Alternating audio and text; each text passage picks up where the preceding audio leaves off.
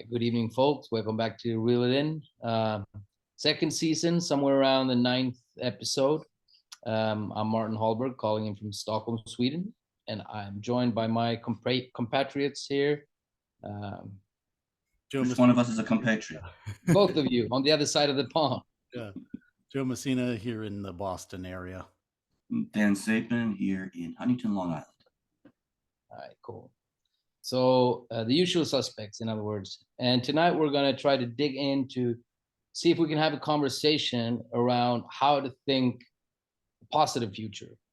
We ended our last episode on kind of a note on, reflection that we've spent a considerable amount of time in kind of analyzing and deconstructing some of the more malfunctioning trends in current society, economy, politics, and not the least the psyche, collective and individual aspects of psychological malfunctioning. So we thought it'd be interesting to try to flip the dime on its head and see what are some of the conducive elements that help an individual or a group of people or even a nation come together to think a future and also try to create and craft a constructive and positive future. And even entering that kind of discussion today, it can feel like a challenge, given the global picture of riots and clashes between minority groups and police force, the regression on things like abortion, feminist issues, LGBTQ issues, and minority groups issues. It's difficult to find the place and time to calm down enough to really, have the kind of negative capability of allowing uncertainty to come together to fold new ideas on how to move forward. And one of these things that I think I mentioned on one episode was this kind of pairing up of terms or hope and care, that we often hear about the need to have hope and how to sustain hope and where to find hope and these kind of things. And I think it's important to lift into that discussion also the concept of care, the need for care. Being cared for by another is something that, as a baby, usually the mother, it could be the father as well, provides this care, which allows the baby to grow into a toddler that can play and express him or herself. But this kind of care can be seen also in a social fabric, how we are able to care for people in our social kind of communities, how we choose to give people jobs or not, how we choose to position ourselves to things like money, surplus value, all these kind of things could also be understood in terms of how do we care for the people within our communities. And I think from my perspective, it's important to recognize that there are no naturally given conditions, like classical economics would want to have you think that there are certain natural laws of how the market works, and demand and supply are kind of natural given laws that will feed you. Kind of, if the market grows enough, it will fix everything. But these are orchestrated constructs, and I think it's important that even when we talk about minority groups or certain, let's say, LGBTQ groups that expresses their passion and their sexualities and their desire, this creates a backlash in conservative groups, like the surplus enjoyment, Lacanians would put it, like the surplus enjoyment in one direction creates a backlash in another. And that tends to fall back to this, once again, rhetoric that there are naturally given ways of how a man should be a man or a woman should be a woman. But even when we talk about things like desire and enjoyment and libidinal economy, these are orchestrated parameters that we're dealing with. They're politically and socially decided upon parameters that gets to structure what is considered a normal libidinal expression, a normal identity or gender expression. So there is no kind of default line on which we could fall back and argue that this is baseline, right? All of this is heterodoxically kind of orchestrated in a social political process. So I think that's where what I'd like to enter a possible discussion about thinking a future. We need to recognize the kind of agency inherent in these parameters. Let's call them soft parameters or something like that. Yeah. So Can I maybe ask this you is a a bit question? abstract, but that's my opening here. So whoever wants to take the ball and run with it. Can I ask you a question, Martin? Because I Yeah. think just for something that I think would be clarifying for Mm, everybody, because it's essential to what you just said, which by the way, mm, it may have had some abstract words, but it goes to the heart of so many things. mm, When you talked about negative capability, which we've talked mm. about on the show a few times, Yeah. and you link it to care. Yeah. First, if you can make a good characterization of negative capability, and we can talk maybe about how that capacity enables even the possibility of care. Mm, What happens when we lack this mysterious function, negative capability, especially since in my leaning more and more these days, the notion of society as a collective mind, not a hive mind. That's not where I'm coming at it from, but that society in its various spheres, larger and smaller, can be treated like and is in fact a product of collective activity about which most of us are unconscious.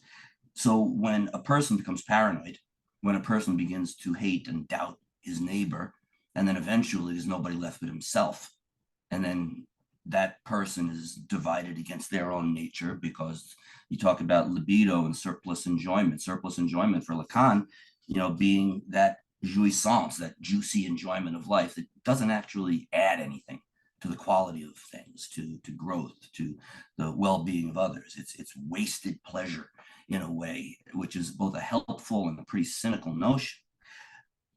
Negative capability means something about our ability to hang in there and care enough for ourselves as a society.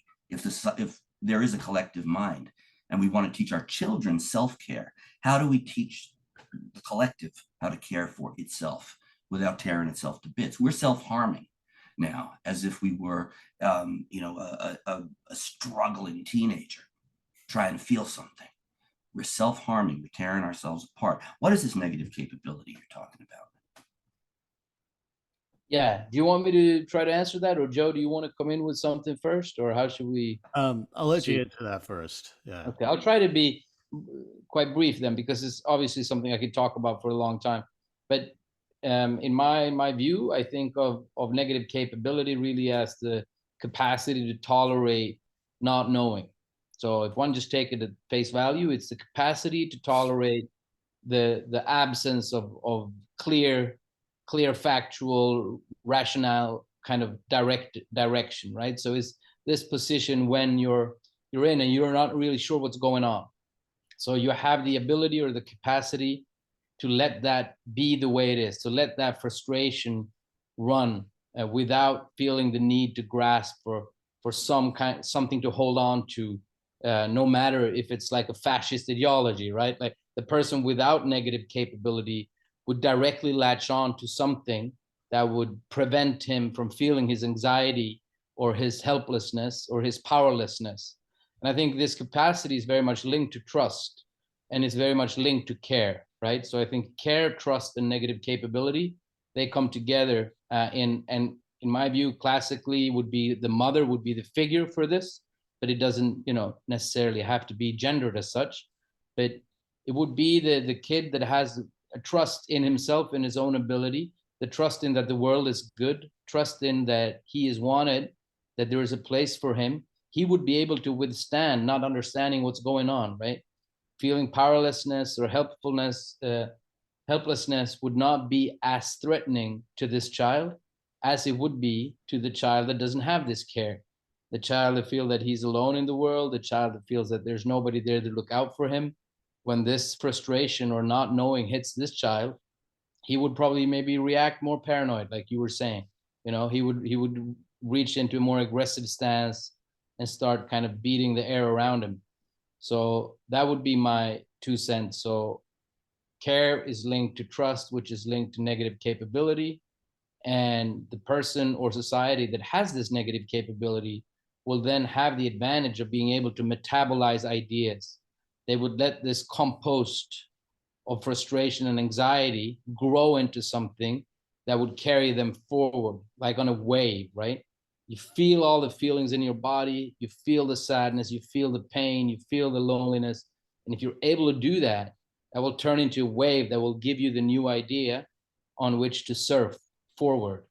Whereas a paranoid person will start, trying to fight his feelings as if they were on the outside of him. That would be my way to try to answer that. Yeah. Yeah. Joe. So what I want to say is to like tie this into a couple of real world things, which is okay. I'm going to start with quotes by 4 people who maybe it may or may not be surprising which people I bring up here. But, so to also tie this back to the hope question, I had a conversation with someone I know recently who said, we were talking about socialism and all this stuff, and she said, ultimately, well, I think that you either have hope or you don't, and I'm glad that you do, but I don't. And so I was thinking a lot about that, and then the first quote that I saw that made me start to I think realize the answer to that question is that it was Greta Thunberg, actually, and she said something like, people say they don't have hope, but I think that action is better than hope, because if you take action, then suddenly there's all this hope, because you're taking action. You're starting to work on the things that you're worried and hopeless about. So that was a really important one to me. That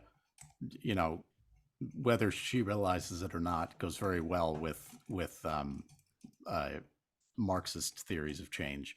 Then there was also and I think both these people said this, Bernie Sanders and Elizabeth Warren, when they were running for president, said something like that their platforms are like what caring looks like in public. It was some phrase like that. And that goes with what I think, Martin, you said a minute ago about welfare states, and like that's what they were trying to do here, is create the welfare state we never quite had in America. And I think that is really important, because I believe that the US's sort of imperialist tendencies in foreign policy are a big cause of like these ongoing problems. Not that like there's no one else nefarious in the world, but the way in which the US dominates the world, I think, contributes to a lot of this stuff staying the same. And the final person was Obama, and I was I was listening to an interview between him and Hassan Minhaj, the comedian, and I honestly was hating both sides of this conversation, because Hassan Minhaj is an obnoxious, like, liberal comedian who I liked when he had his own show called like I don't know, Patriot Act or something, but I liked his show, okay, but he's still like very kind of lame and fawning over Obama, who I think is full of shit, and I can't stand him, especially post presidency. But there was something Obama said about climate change in particular, which is that one of his kids came to him and said like, uh, you know, how do you have any hope about this? Like, it just seems like there's too many, you know, uh, obstacles to overcome when it comes to like reining in climate change. Um, and you know, it, I would say he's one of those obstacles. But that aside, um, he said something like, "Well, you know, think of it this way. Um, maybe we won't prevent the 2 degrees warming, right? But maybe we would be able to cap it there, and we won't get to 2.5, or like maybe we will miss the 2.5, but yeah, well the 2.5, but we'll cap it at 3, or like whatever it was. Um, and it was like, oh yeah, that's actually a good way of thinking about this. That there's uh maybe never going to be like the the the uh the perfect solution to any of these problems, or like a complete avoidance of them. um but what matters is like how much we do to uh mitigate and kind of prevent the worst of what could be if we didn't care or hope or whatever about these things. And you know, there's a pretty good, maybe unlikely connection to negative capability there. Because if what we're talking about is that we do have some leeway to find our solutions and implement them before we're all dead.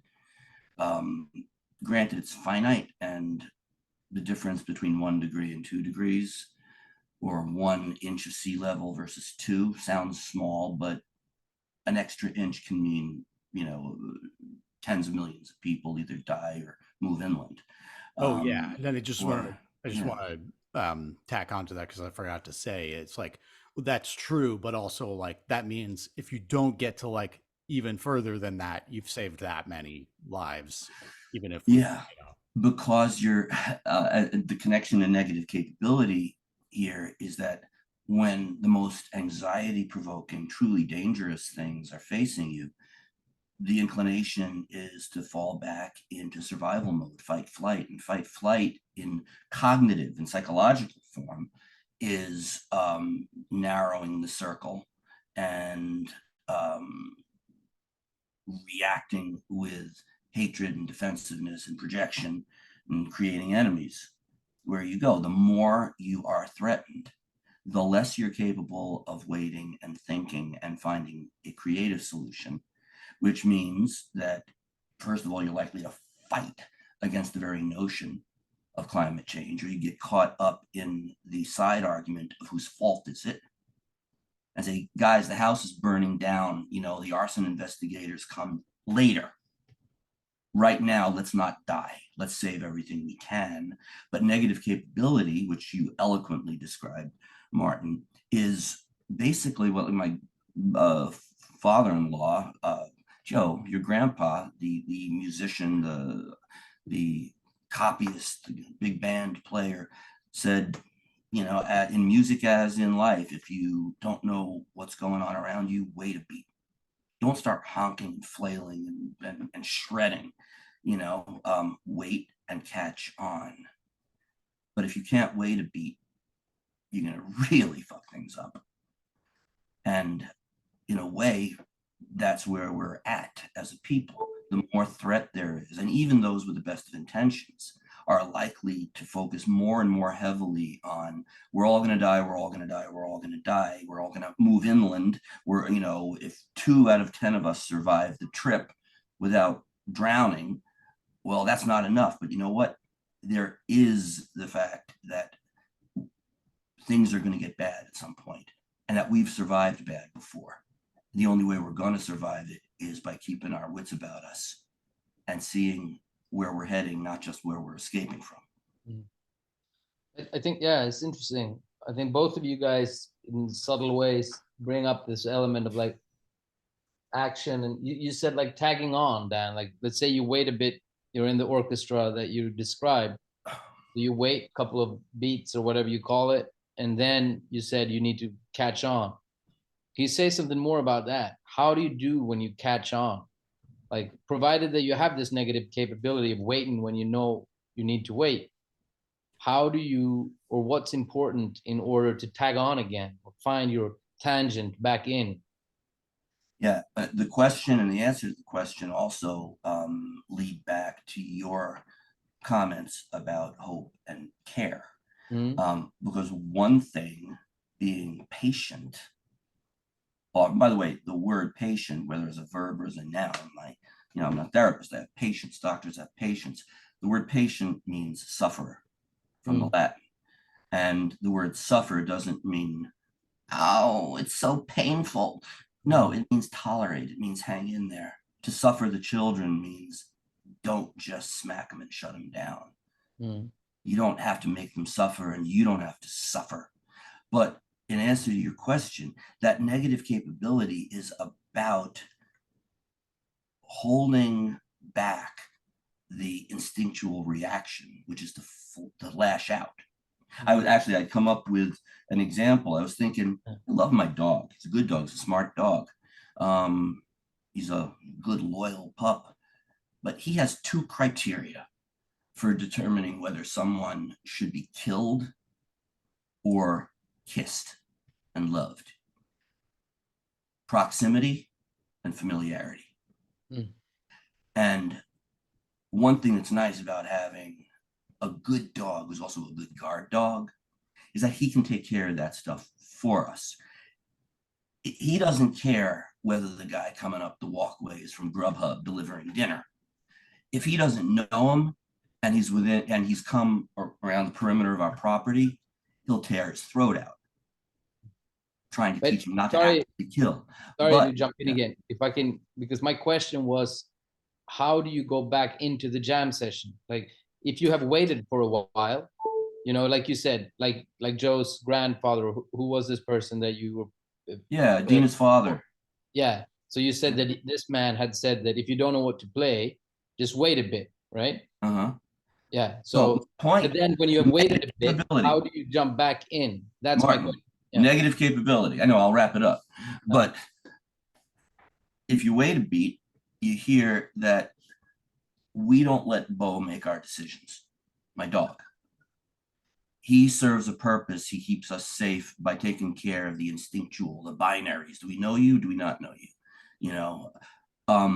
One of the things that negative capability gives us a chance to do is look at the other guy, talk to him, see if he's an enemy, to look at, for climate change, for anything that is existentially threatening to us. If we are going to get back in the jam session and actually work on this, and not kill ourselves flailing around from fear and finding enemies to lash out at and blame, then we have to use that negative capability, use that time. If it's another human being, for example, it is use language, size him up. You had said something earlier about, negative capability allows you to use the rational, let the rational kick in. I'll take the other side of that and say that negative capability is shutting down the irritable reaching after the rational and allowing the right brain to do its thing, which is to see the pattern, to use the intuition,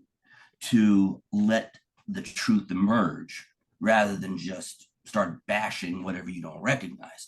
And so as far as care is concerned, if I have a choice between feeding the scruffy guy coming up across my lawn or shooting him, because people have been shot lately, cheerleaders, fraternity guys have been shot for trying to get into the wrong car or knocking on the wrong door. Nobody in those circumstances took the time to ask, young lady, can I help you? Literally, can I help you? What does it take? Well, negative capability may be the extra second you need to remember that you consider yourself a good Christian, or a kind person, or somebody who would like to give a little money or food or a moment of courteous talk to somebody who's suffering, or shoot them in the head. And the metaphor there is, when I mentioned before, what does it take for a society to care for itself, like we teach our children to care for themselves? What conditions do we have to create in ourselves and in our communities so that we no longer are inclined to see the other guy as the enemy, to shut down the things we don't like or don't recognize? And for me, that's where the use of negative capability is so essential here. Just the ability to wait a beat and size up the situation, because otherwise your instinct will be to run or destroy, fight, flight. And then nothing is created, more is destroyed. If we have capacities that our animals don't, if our animals have capacities we don't, we have to take lessons from that. We have to know the cost of paranoia. We have to know the value of taking the risk of letting the other person come closer to us so we can see, are we related? Can we do something for each other? Not transactionally, but because we are family. You know, yeah, I'm getting older, maybe I'm soft in the head, but the notion of the threads, the gold thread that ties us, is the thing that is going to save us, not shutting things down. Did I start to answer your question?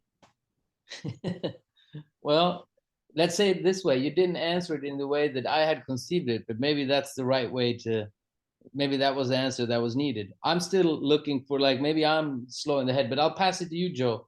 But what I'm looking for is more the entry point back in, right? Not the capacity to wait. So let's say I have waited. How do I find which rally to go to? Like, when do I know what political club to engage myself in? Like, where's the impetus that comes to me to go out in the world and do something and take action? And how do I know that my compass direction is good? That's what was in my question. Like, and for me, that's a slightly different facet. The exit plan. How do you come back into the world Yeah, with whatever you have? into Yeah, the jamming session, into the world. Like, when do I enter back in? Like, when do I recede from the negative capability phase where I tolerate frustration and say, okay, I've done that now. Now I've found a new path. I want to go back in. I want to help build. So maybe this is a question for you, Joe. Like, how do you know which political rallies to go to, or, you know, political candidates to support? Like, what what kind of psychological factors do you use inside of you to intuit that this is where I want to put my 5 cents? yeah, Joe, you're doing this work now. This is yeah, for you. Yeah. yeah. I mean, first, the way that I would extend the music metaphor is, you know, you're not gonna reinvent the game. Like you don't jump back in on the next measure of, by like putting down your guitar and picking up a tuba. You know, like Mhm. because like something told you like you got to do some crazy thing. Um, it's more like, where am I needed, and uh, that's with your part, and that's exactly what is needed of you in the political realm as well. You know, there are people who are really good at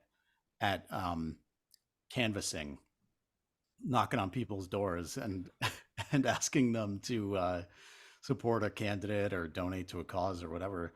Um, that's not me. That is not something I'm good at. But Joe, what was it that inspired you to get into the labor organization part of things? Yeah, well, um, on one hand, I'm a worker. That's one thing that I said. You know, I do know some of what's needed here just by virtue of being a worker. Um, but also, you know, when you're in a uh, when you're at a job, um, you know, no intelligent like labor organizer or socialist would tell you to just immediately start making trouble. um, it's uh,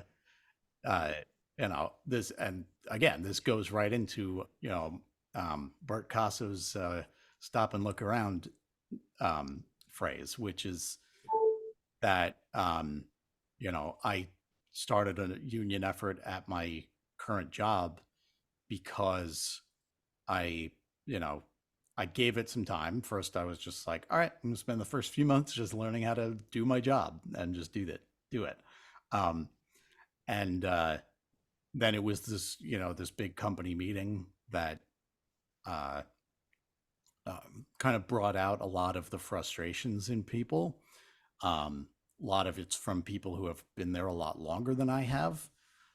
I ended up talking to a lot of people that day and after, who seemed like they were, at the end of their rope with not seeing the changes that they had been requesting and others had been requesting for years.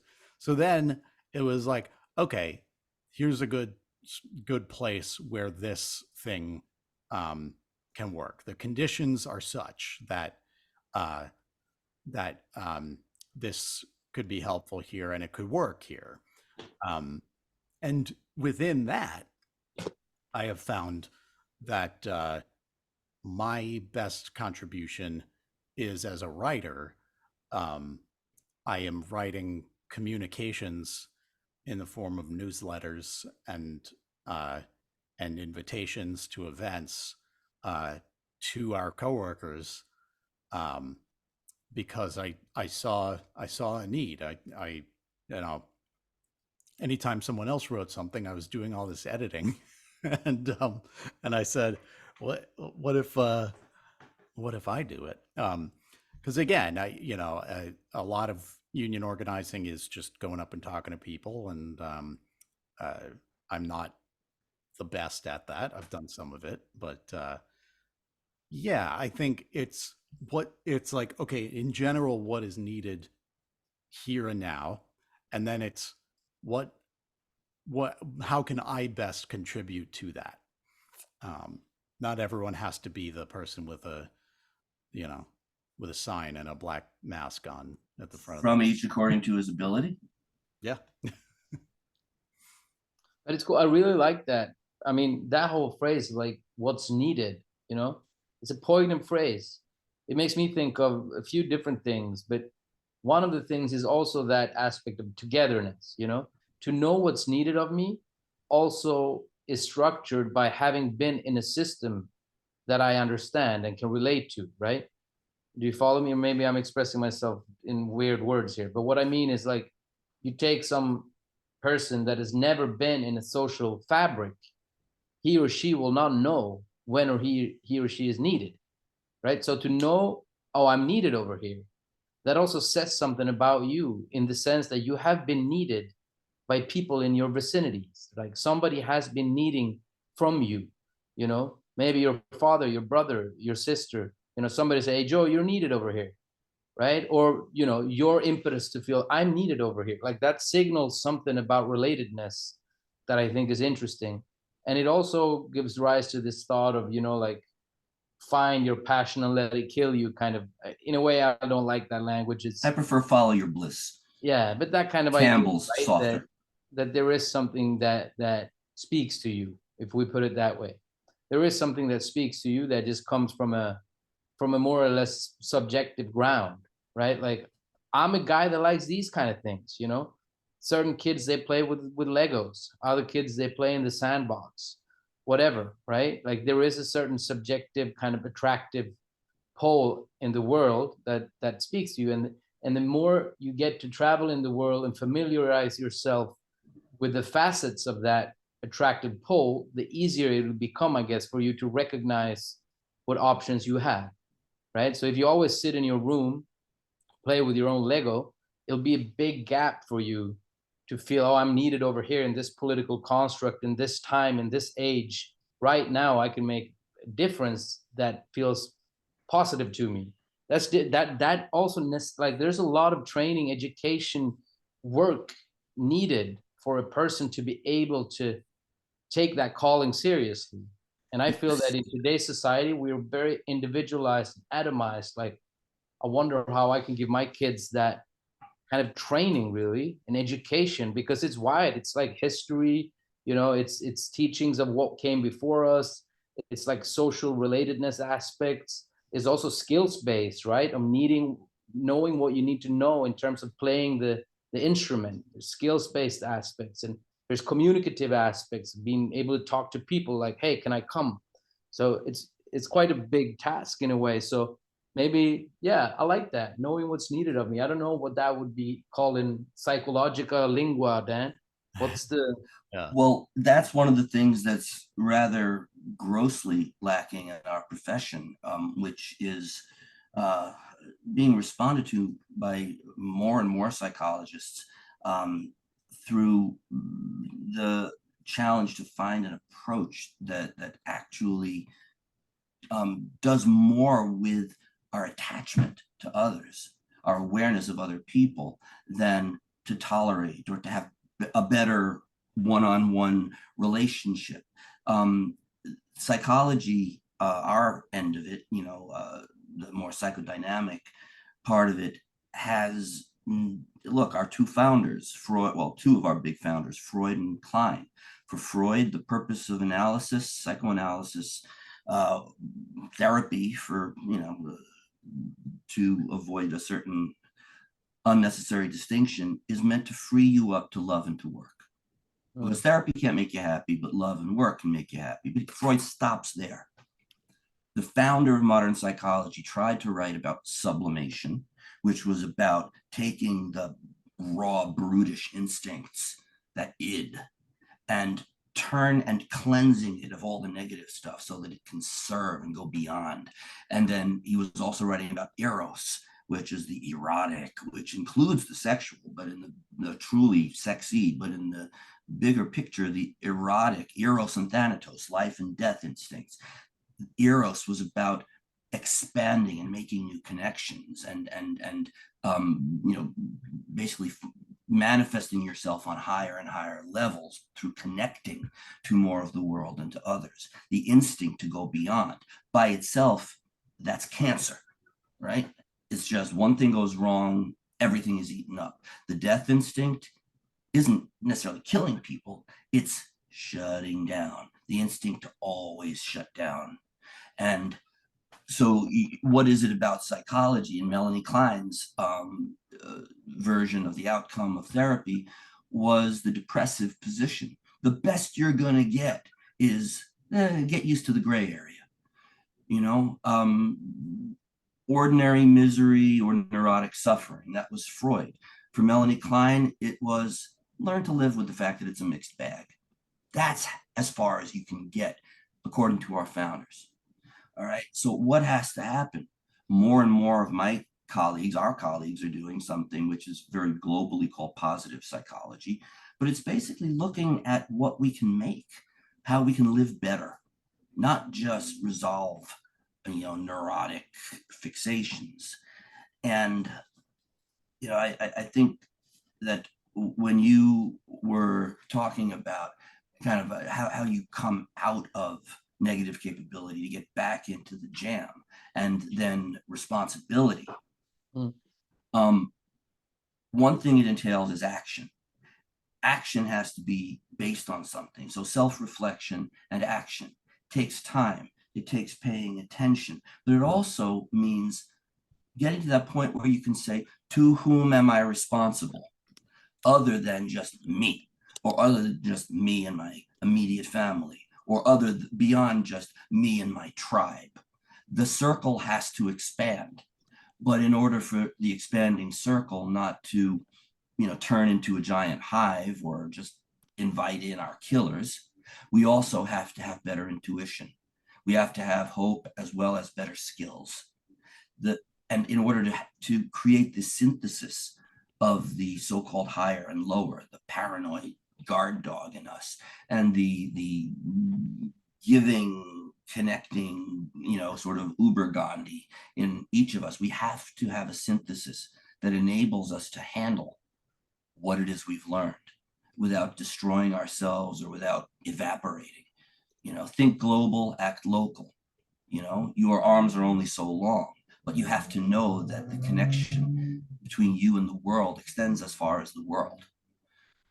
And so part of one of the fruits of a good negative capability, and something that our branch of psychology has not talked about nearly enough, is how do we come back into the world with our understanding, whatever little stuff we've put together through our talking and self-reflection and untying knots, and actually recognize where our work in the world has to happen and what are we capable of doing. I'm brought back philosophy. All right. Yeah, I started with philosophy. Immanuel Kant, his deontology. Forget the terminology. It was an action-based morality. It was asking, what should I do? What ought I to do? Because that means something beyond,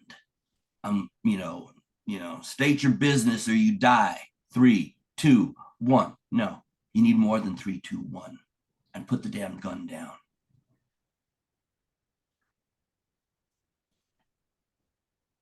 Clear as a mountain spring. Huh? There's quite a few different, different perspectives and terms, but I get it. I think I agree with what you guys say. Martin, you were telling me about one of your patients recently, and you totally, gotcha, Joe, I'm thinking about it. You were, by the way, I just want the public to know Martin absolutely honored her confidentiality here, but you were talking about your patient and how she was so surprised at how carefully you asked questions and listened to her and brought out parts of her story that she said she had never told anybody. How is it, you asked me this rhetorically, actually, how is it that in our profession, she could have gone through so much psychiatric history and nobody even found this fact out to write it in the chart? Yeah. What are we lacking? Yeah. No, that's crazy. That's absolutely crazy. But yeah, that's such a big question. I don't know how to answer that. How does those things come about? Like, there are system errors, and I guess they all depend on some. It's the same logic everywhere, right? That what's being downplayed is the things that are not possible to monetize or operationalize, or like everything that has to do with negative capability, basically, or attention to detail or curiosity. Like, all of those things are being somehow abjected, I would say. I would use that term. They're being abjected. It's like as if they were never there to begin with, or something like that.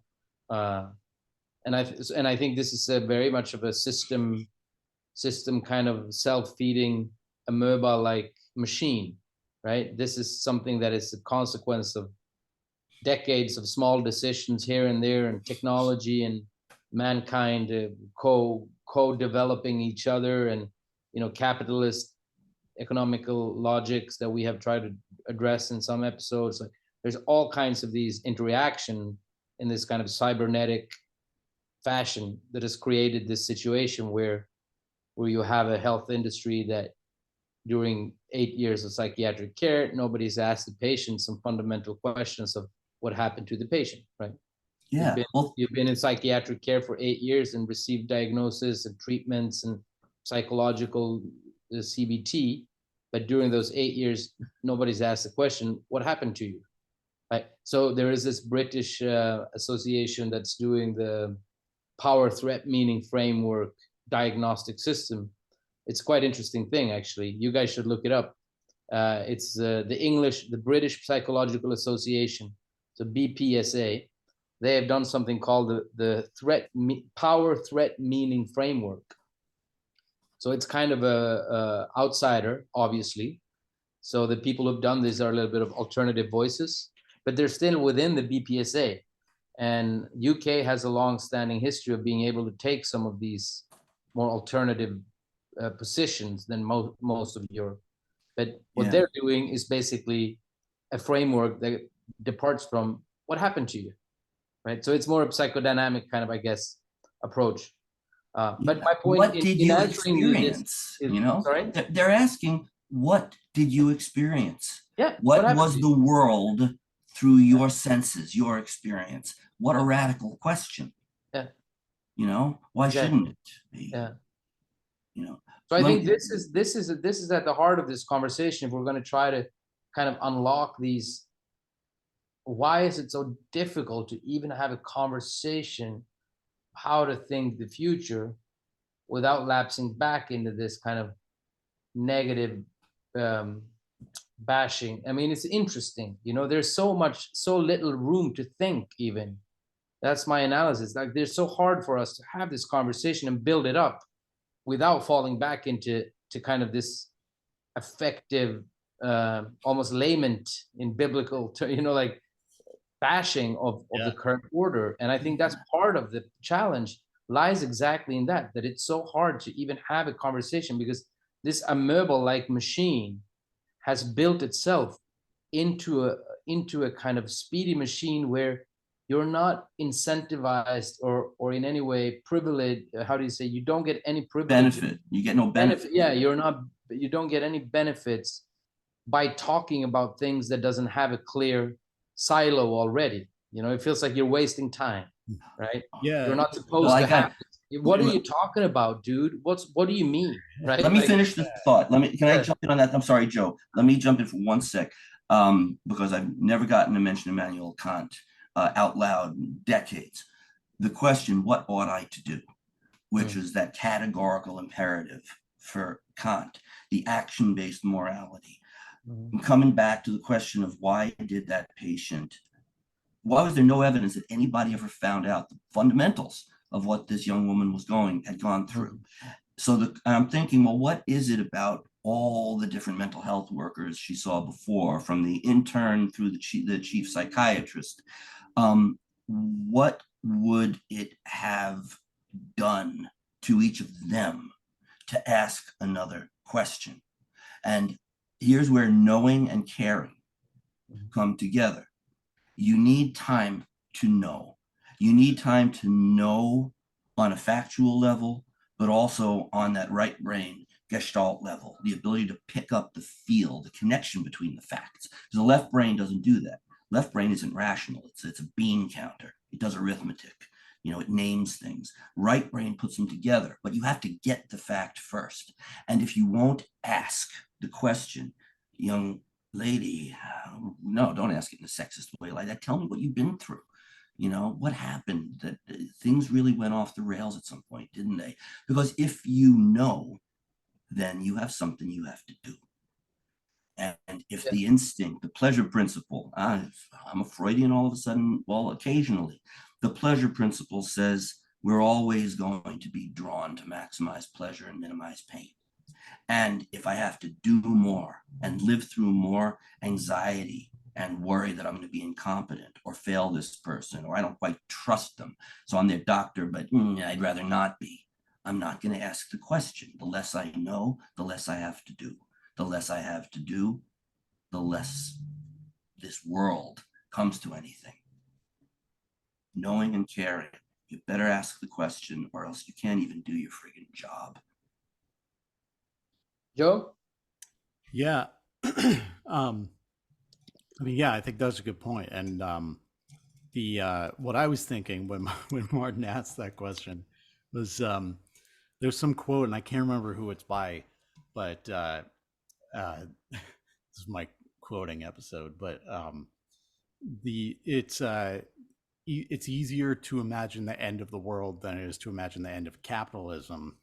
And you know, we could argue how much capitalism is the sole or like contributing factor to all of this stuff we're talking about, but it's you can just replace that with the current order. You would with racism or any of this Mm. stuff. Yeah, it's I don't know. I think that uh, there's so much. I can speak to the U.S. at least, that there's so much of a like, we have this amazing like meritocratic system, and if you work hard, you'll make it, and that's perfect. Why there's no reason to change this. So it just doesn't even occur to people to think about what they could change it to or how they would do it. Everyone's everyone thinks they're gonna strike it big at some point. Well, And Joe, what's big? I mean, from the point of view of a motivated communist labor organizer, musician, performer, I don't mean to pigeonhole you into like 9 different pigeonholes at once. That would hurt. But you asked, what was it about? Is capitalism, the capitalistic impulse, really like the big demon, about driving the destruction of everything? Well, can you say something about what it is about capitalism, the thing that drives it in people, that has driven you into the other side? yeah, well, it's See, most of your enemies, most of the other side doesn't even know what you actually mean, because they won't listen. They won't listen to a communist. They won't think about a communist. There can't be anything to listen to there. Otherwise, infection.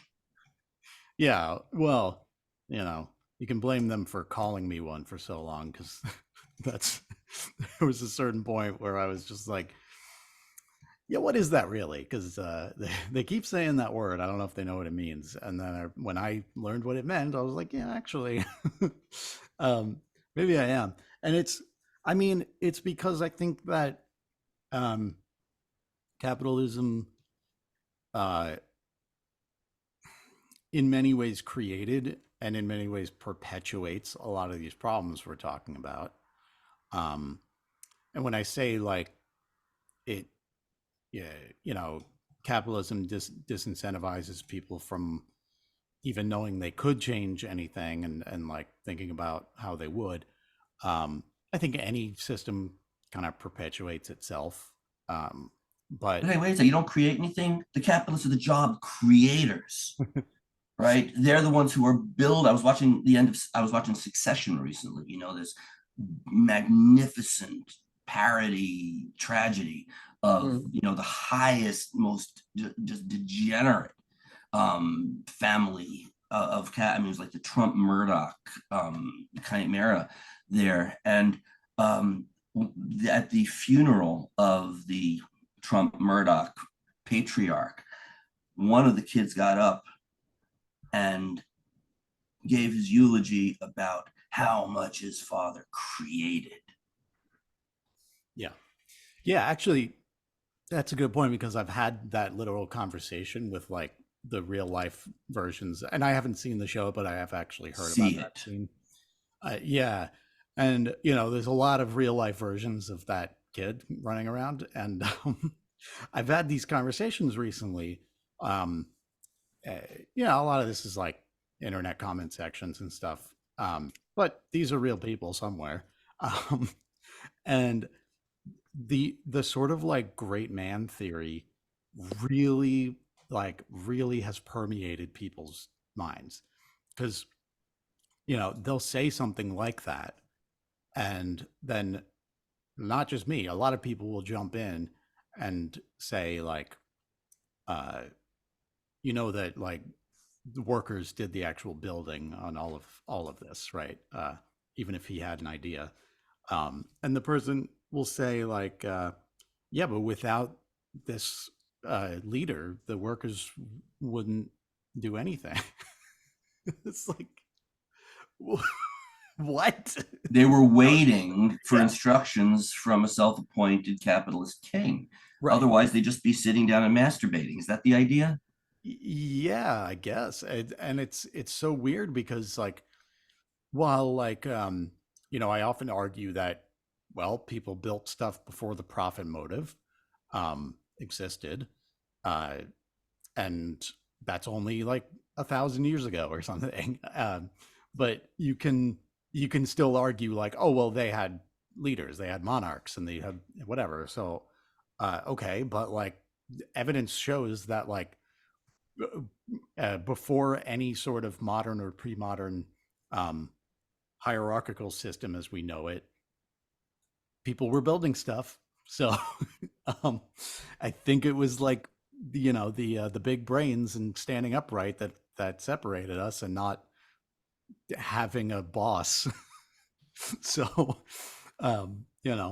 there's wolf pack leaders there, but they don't have uh, joint stock companies. So yeah, it's just a fundamental misunderstanding that has very intentionally been um, imprinted on people, that uh, you need these special guys around.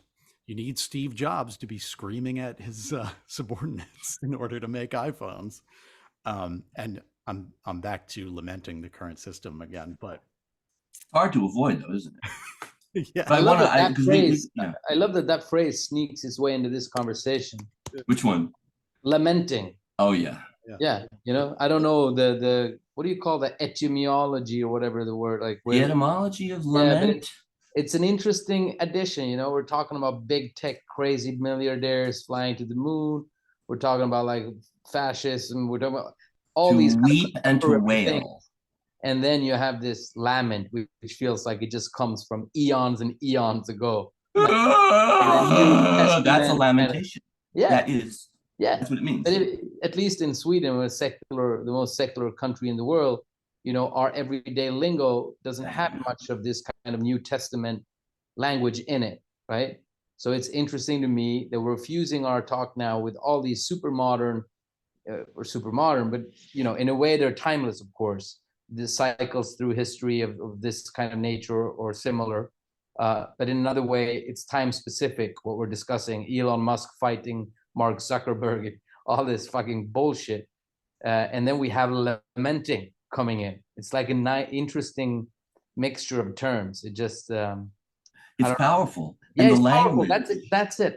Like these kind of biblical words, they have a lot of power to them. Like they're words that just speak from a different era somehow. Except that we use them by habit. And most people have absolutely no idea what the word felt like and was used for by the people who started using it. That the words drift away and just become lingo, just become jargon, but without any history to them. And I think and I want to say, because we got what 10 minutes left today or so, and your original challenge, Martin, I got to thank you for giving us our purpose today, which was not to get bogged down into the lamentation of the world's evils and collective pathologies right now, but to talk about how do we create a better place if we don't like the way things are. And the very short version is, I've become much more of a Jungian in my later years, and Jung, pulled away from Freud and Klein and the rest of them, he always talked about where things were heading, about how to individuate, which in the individual was to come into the best possible harmony within yourself, because that makes you happier, but also makes you more effective. And that the solution is always what he calls coming from the transcendent function, that when you're stuck, there's something in you that lets you get through or above that blocked path and come up with a new idea, but that it requires that you not be stuck in the thing or the opposite of that thing. So we're not doing a communist manifesto here. I have respect for dialectical materialism, though. Yeah, so dialectical materialism, Kant, all right? Kant led to Hegel. Kant, action-based morality. I have to do something. What do I owe to do for my brother, for the brother I haven't met yet, Hegel comes in and says, all right, he works this into the way action folds in patterns, thesis, antithesis, synthesis, that it's spiral, to invoke a previous episode. It's not about just getting your goal and he who dies with the most toys wins. All right. But it has to be a third thing. It's not capitalism. It's not communism. It's whatever allows the worst impulses of those to fall away. And basically that whatever instinct in us is all about winning and acquiring and defeating the enemy can't work. It will eat itself. That's its nature. The communist, well, people talk about the danger of a hive mind, but we're not going to get a hive mind. We're not built for it. Right? There's totally, but I mean, maybe this is a good way to bring back where I started, actually, because I think I used that term very quickly in the introduction about heterodox kind of economics. I don't know if you know this term, but it's it's a wordplay of heterogeneity, right? So the opposite of homogeneity.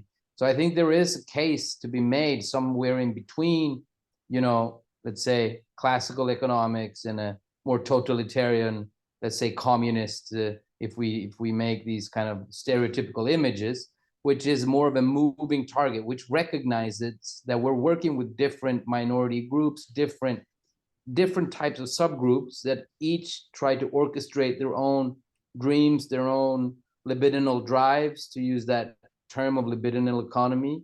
So there needs to be a way to somehow structure the conversation so that these parameters can be reorganized within reasonable outer structures in a way, right?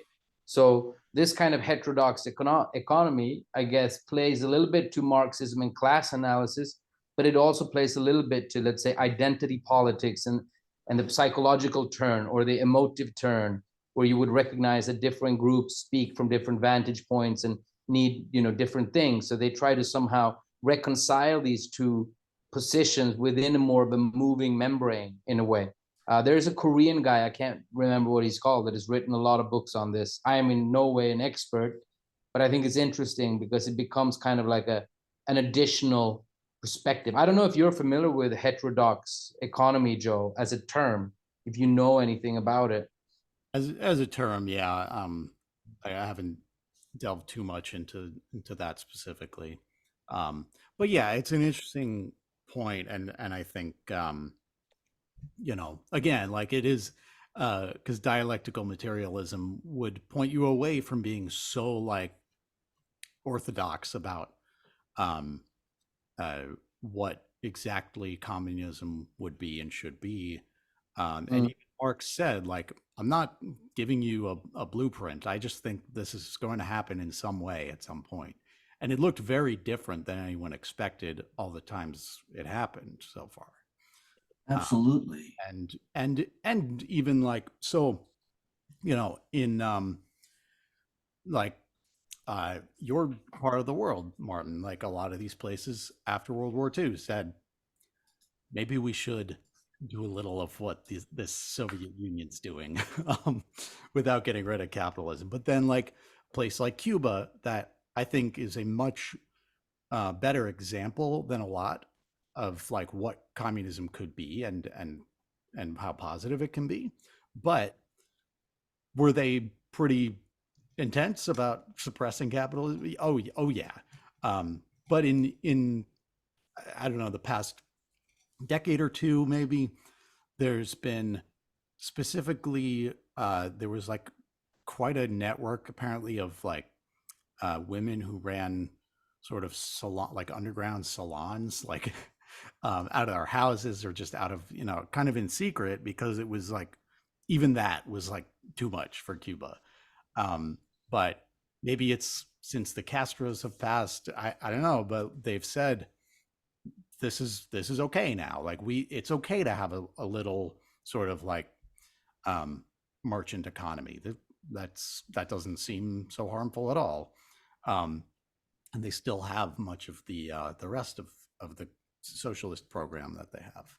Yeah, you're talking about identity politics before. I was seeing a link between the underground salon that there are different identities here that are oppressed and misunderstood in a hardcore militantly communist country like Cuba, who also did some good stuff, which unfortunately we never got to learn about because it was forbidden, because that's what we do. In order to be free, you have to forbid everything that would disturb the freedom you prefer.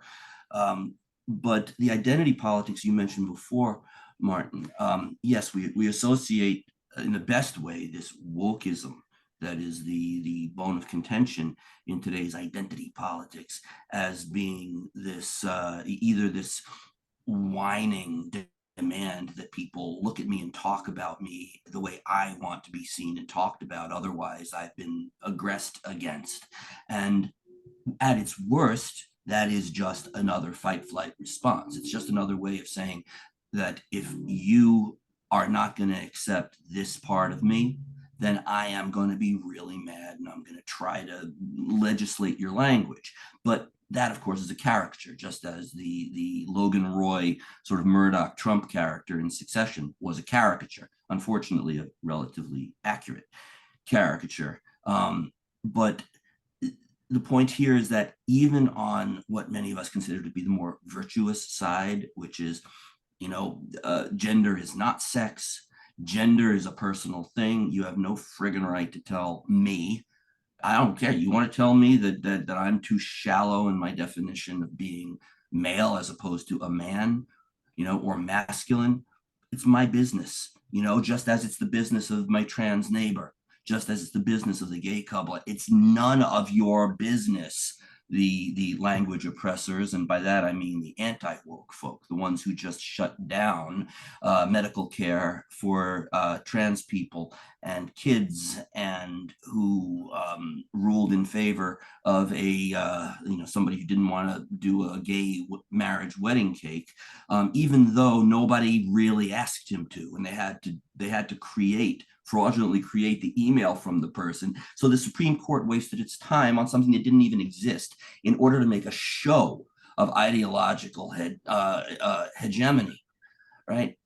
So to bring this back around, to be woke to me is to be awake, to be able to see the experience of the other person. It's empathy. It's having so-called theory of mind. Who's the other guy? Let me know what it's like to be him as much as I can, them as much as I can, before I decide good or bad.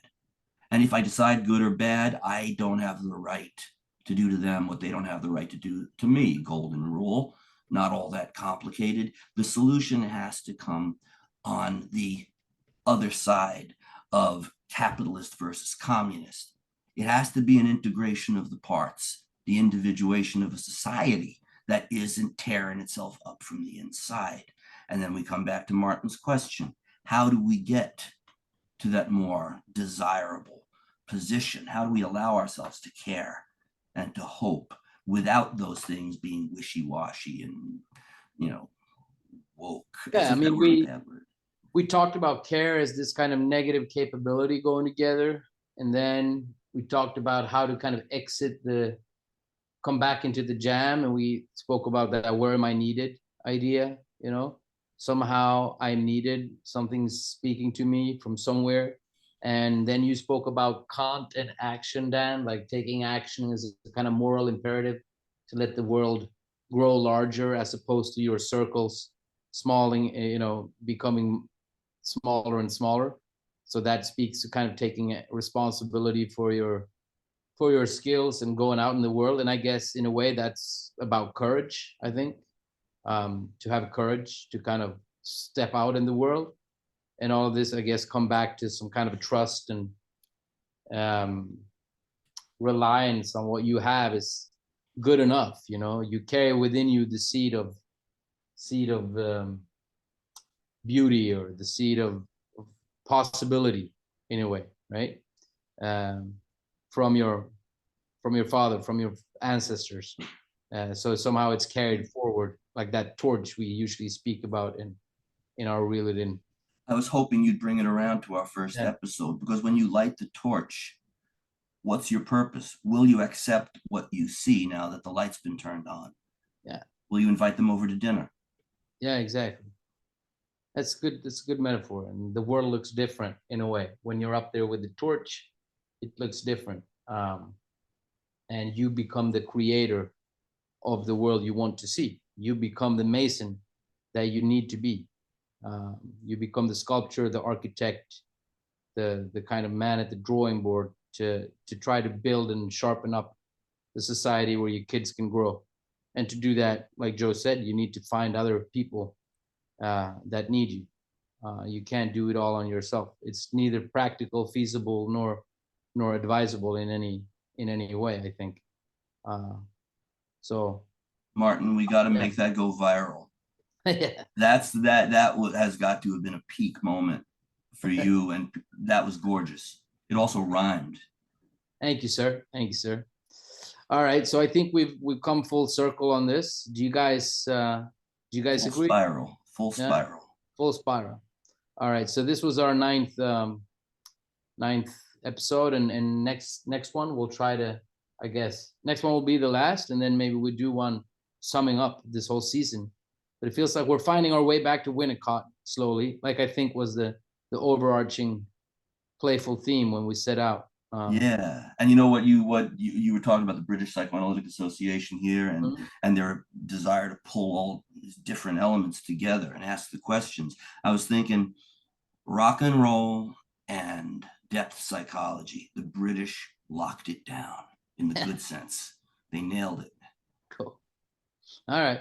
So we call it a day there, and thanks for being with us for this hour. So some change. We'll see you next time. Huh? Yes. Bye, guys.